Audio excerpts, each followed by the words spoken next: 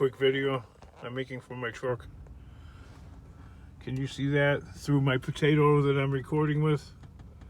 That green lift where the guy is going up.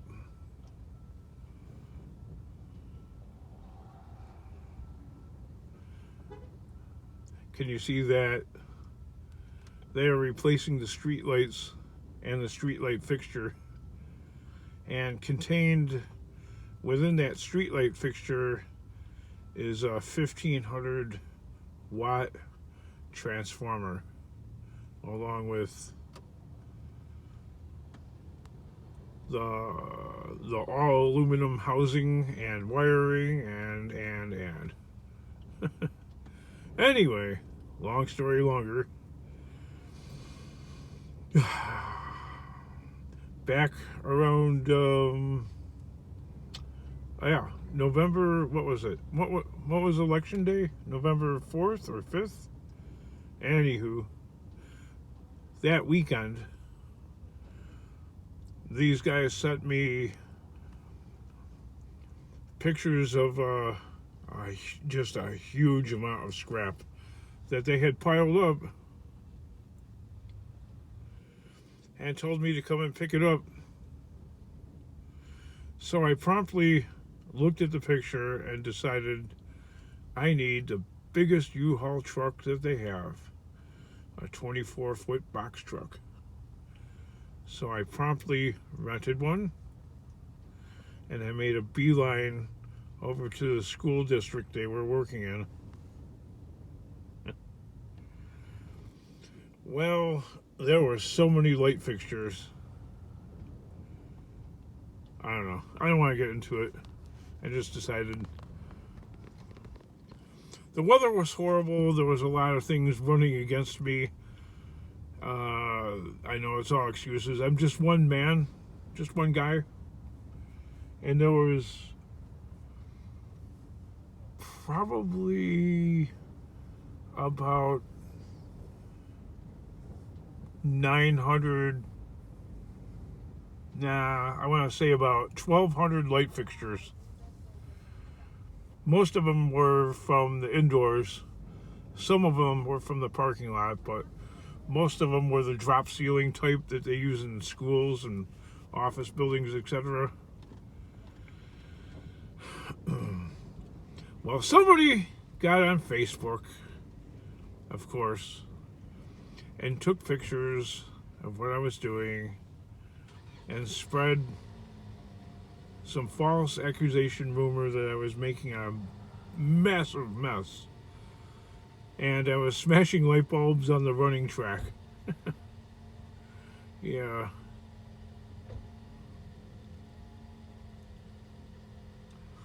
So, needless to say, my third day of working there, loading the truck, because there were so many of them, so many light fixtures, the guy told me, get the F out of here, get the F out of here, and I'm doing a but, and they're like, we're all over Facebook.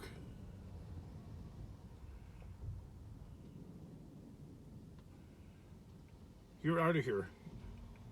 Okay. You're not leaving? The guy whipped out his phone and started calling the cops. And I had a 26-foot U-Haul box truck.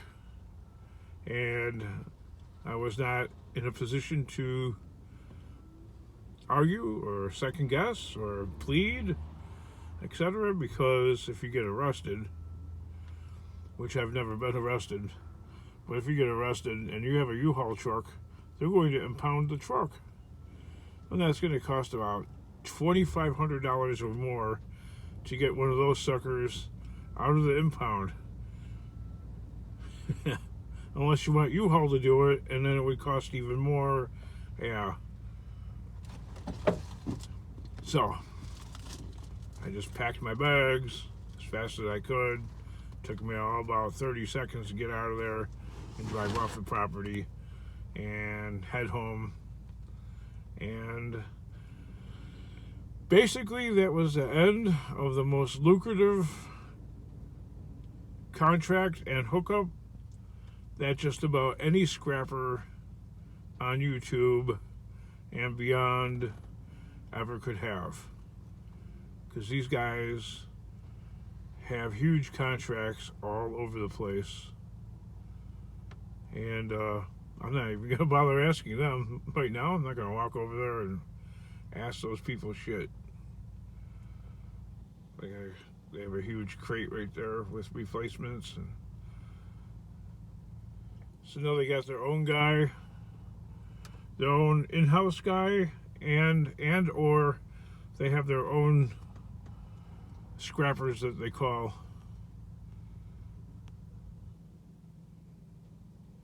So anyway, this hookup, this contract was like probably, I would say 10 times bigger than, there's this channel called Mike the Scrapper, or Scrapper Mike, or whatever. I don't know. He's like, I think from New York or something like that. He's got some Ford pickup trucks, you know, like F-350s, and he's got some good scrap hookups, like from AC repair guys and whatnot. And I think he just scrapped a bunch of barrels of brass and stuff like that he cut off from, you know, projects that they give him and stuff. But this legitimately was 10 times the size of all of his scrapping contacts put together. These guys have kept me busy for the past 15 years. Like, the scrap that I show, you know, the majority of the scrap that I show, that's just poverty crap that I find at the curb, you know. I ain't gonna show. Well, now that I lost it permanently for good, I can show you more about these people and stuff like that. There goes one of their vans. Yeah, they're huge. This company is huge. But no more. I mean, they had me all over the place, from O'Hare Airport, Schaumburg, all the way down to, you know, up to Elgin, over into Indiana, as far away as Indianapolis. They did some of the repair work and retrofitting at the Indy 500 Speedway area. Not the racetrack itself, but other like adjacent ancillary place. There's a road called Gasoline Alley, and they did a bunch of projects up and down along this place called Gasoline Alley, where just about every garage on Gasoline Alley has a sign, warning, no trespassing, no scrap for sale, blah, blah, blah, because everybody and their brother must think, oh yeah, I heard about Gasoline Alley and over there in Indy, let's go scrapping along there. You know what, word to the wise, don't drive your scrap truck or your van down that street, because the cops will F with you like nobody's business. Anyway, that aside, I've gotten literally tons of copper from these people, from transformers. Some of them I showed in my videos, but, you know, obviously not all of them. I'm not going to do that. I'm not going to, I don't know. I'm just not going to do that. I got family watching. Hi, family. I'm trying to, you know, keep tabs on how much Mr. King is actually making. Well, you don't get to know that. I'm not going to show. I'm not stupid. I'm going to show the poverty, all right? And we'll leave it at that. And now that this is gone forever and for good, oh well. That's my story, and that's how I'm stuck. So now I'm stuck. This is where I'm stuck in life. Now it really is real poverty. The other day I got like some aluminum and stuff like that, and like 50 pounds of it, and I thought I was in hog heaven. But yeah, this scrapping thing, this scrapping thing is I gotta wind it down. It's over. I'm not gonna find another scrapping hookup like this ever, never, because all the other companies are either smaller or they already have their in-house guy, etc., etc. So that was it. I blew up my own bridge. I'm gonna blame myself. I'm not gonna blame them. I didn't have the material out of there fast enough because I just don't move fast. 300 pounds, I just don't move fast enough. You should have found somebody. No, well, all three of my kids right now have Eileen's got 3 jobs, Dominic's got 2.5 jobs, and Nora's got 2 jobs. And then we have an adopted kid. And yeah, I just there's just no time. There's no money. There's nothing.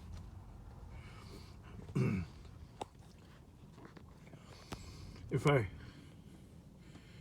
I started out with a different approach to this YouTube channel, it would have been making pretty decent money, because you can make an alright buck on YouTube, like Taco Stacks or Scrap and Pallet Man, etc. I think Taco Stacks makes like twice the amount of money like somebody like Tucker Upper does. I'm just judging by how much this channel has made and giving a gift. So if I had been YouTubing the correct way, I would have been making money, but that was never the approach. It was just grab the camera and point. Look at me, look what I got on my channel. There was no formula, no script. But I'm just sitting here aggravating the F out of myself, watching what I could be having right now. But I'm never going to have again. Gone. Like this project these guys are on.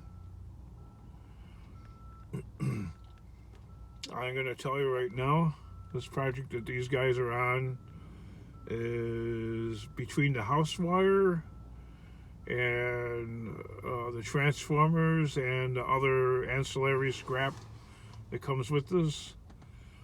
I would say this isn't the only section. This is just one little spot.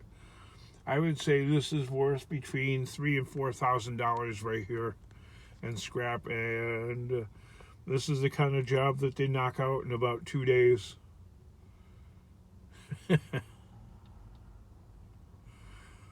So as you can see, I'm hurting because once March starts, it's rock and roll time from March all the way until about Thanksgiving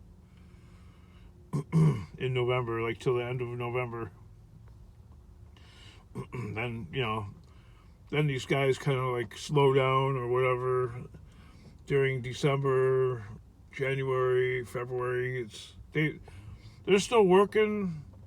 There's still some scrap to be had, but primarily they're on much smaller projects, like smaller offices and storefronts and stuff like that, where I feel like I have to go to pick up the scrap, even though sometimes it's a break-even type of thing, because they might only have 15 or 20 fixtures, and they might be like 50 miles away, but because they're so lucrative, I'll just grab my minivan or my station wagon, a little Saturn wagon, and pack all that stuff in there. I might if there's more than that, I'll take my yellow pickup. but and definitely lose money on fuel.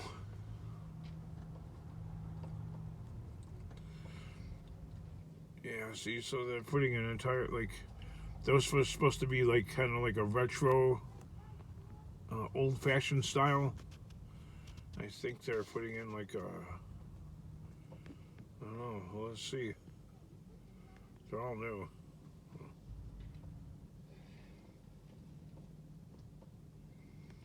I'm just curious to see the style that they're unwrapping. Because anything that, you know, they're replacing them with LEDs, and the LED fixtures are really worth like almost nothing, because they're, most of them, the housing is made out of like hard plastic, and there's little or no copper inside whatsoever.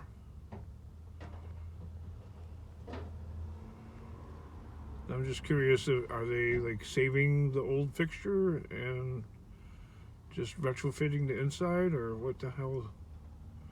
What are they doing?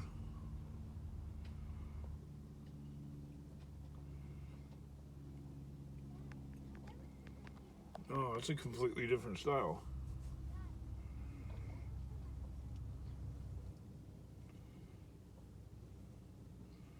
I'm far enough away from them where they can't see me pointing the camera.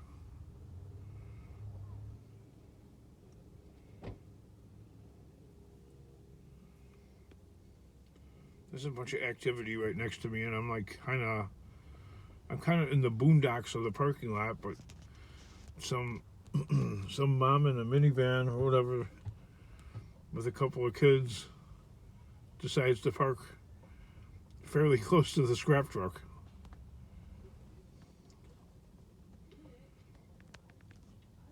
Well, it usually doesn't take them this long to... Well, the one guy's got a mask on.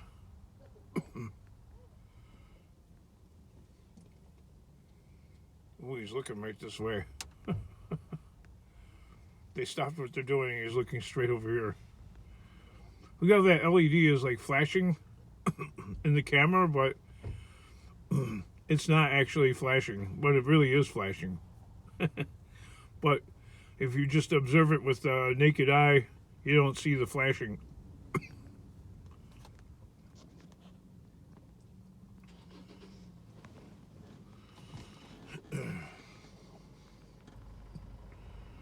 Alright, well, I'm going to go into the store in a minute, so I'm getting tired of it.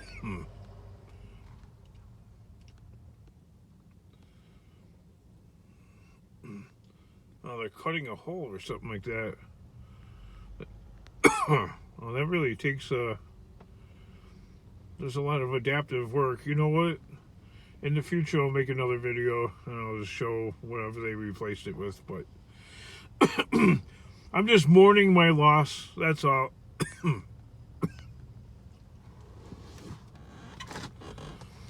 Oh, King, don't dwell on it. Go out there and... I'm not gonna... I'm gonna tell you right now, it took a long time to gain the trust of those people and you know, move on from there. And I'd been doing this for 15 years with these guys, and no. Cracking into the tradesman market is it's almost impossible. Around here, the competition is it's hot.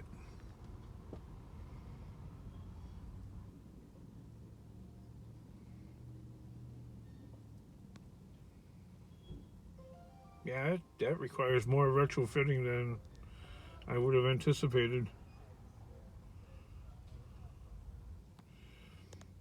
I don't think I answered everybody's questions. I think everybody will be like, go out there and start. I'm telling you, this has been the streets. Never mind. The only scrap I'm going to find from now on is basically at the curbside, because that's all there is, really. back to where I started.